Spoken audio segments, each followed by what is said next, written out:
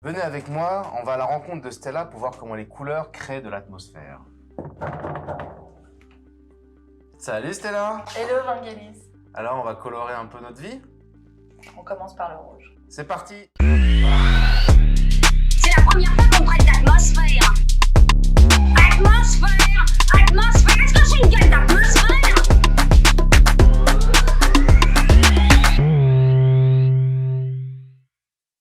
J'imagine que le rôle de la couleur avec un thème aussi fort que le Moulin Rouge est extrêmement important. Oui, et si tu regardes, apparemment la chambre est entièrement rouge, mais ce qui serait totalement invivable si c'était le cas, c'est un terracotta qui joue avec la lumière et qui donne cette atmosphère quand même assez feutrée, bien sûr un peu érotique, mais surtout très agréable à vivre. Stella, la couleur, c'est toute une aventure en soi, c'est aussi un élément de décoration à part entière. Ouais. Alors c'est même pas une couleur, là on est carrément sur un mur qui est peint en argent. Pourquoi? Parce que la couleur fait partie non seulement de la décoration, mais de temps en temps c'est une décoration en soi. Donc quand on n'a pas énormément de budget pour refaire intégralement une chambre, on peut très bien imaginer de garder l'ensemble de la chambre ou l'ensemble du mobilier et puis de changer seulement le mur. Alors ce vert en particulier fait partie des grosses tendances de décoration actuelles et c'est aussi une des raisons pour laquelle on a entièrement repeint cette pièce en vert. Tu remarqueras aussi que le ciel est bleu ciel et non pas blanc, car ce mélange des couleurs atténue la couleur du vert. Donc là aussi il y a un savant mélange. D'accord. Ici, on est dans une pièce comme un couloir qui, de toute façon, si on l'avait repeinte en blanc, n'aurait absolument aucune lumière. Donc on a repeint en bleu marine et en violet très foncé pour avoir cette atmosphère cocooning qu'on adore et qui vraiment signe finalement la pièce. Personnellement, c'est une de mes pièces préférées. Comment tu les as fait résonner entre elles? Parce que finalement, elles sont sur la même tonalité, mais elles sont quand même très nuancées. Le bleu marine et le violet ne sont pas des couleurs qui se mélangent forcément ensemble.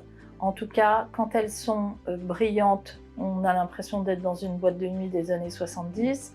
Si elles sont satinées, on va voir tous les défauts. Donc il faut que ça soit mat majoritairement, avec un niveau de lumière intéressant. Et du coup, toujours la lumière doit être associée avec la couleur, c'est très important. Ici, le sujet, c'est la couleur bleue. Donc il y a 5 bleus différents. Selon que tu regardes sur le mur, sur l'intérieur de la chambranle, c'est-à-dire autour des moulures. Si tu regardes les moulures et si tu regardes entre les deux pièces, il y a 5 bleus différents pour que la lumière se réponde dans la pièce et que ça donne une atmosphère, encore une fois, extrêmement chaleureuse et confortable.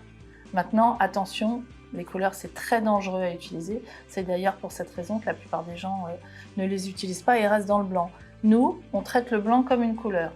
Alors Stella, ici on va retrouver un grand classique de ta façon de traiter le blanc en tant que couleur. C'est un peu cet univers de la Reine des Neiges. Oui, effectivement. Ce qui est intéressant dans cette chambre, c'est qu'elle est blanche. Donc a priori, c'est pas passionnant. Sauf que on a utilisé la lumière comme un élément décoratif cette fois-ci. Tu vois que de part et d'autre de la pièce, il y a des spots qui changent de couleur au fur et à mesure de... Ah oui, on voit bien les petits miroirs, c'était assez astucieux. Oui, parce que ça reflète sur les murs. Et puis, il y a ces méduses qui, elles aussi, changent de couleur.